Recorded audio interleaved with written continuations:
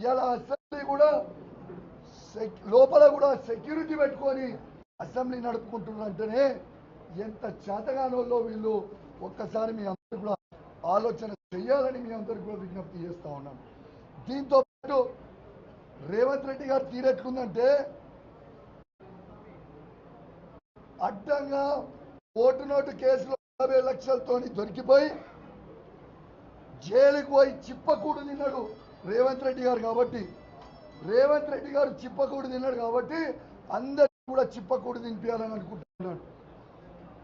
కానీ ఇదొక కుట్ర. కానీ కేటీఆర్ గారు ప్రపంచం మొత్తం చూసిండు కాబట్టి ప్రపంచంలో ఉన్న మంచి పనులన్నీ కూడా తెలంగాణకి తీసుకొచ్చి పెట్టి తెలంగాణని ప్రపంచవ్యాప్తంగా అద్భుతంగా చూపించాలని చిప్పకూడు తిన్న రేవంత్ రెడ్డి గారికి ప్రపంచం మొత్తం చూసిన కేటీఆర్ గారికి ఇదే డిఫరెన్స్ అని చెప్పి సందర్భంగా తెలియజేస్తా ఉన్నాను.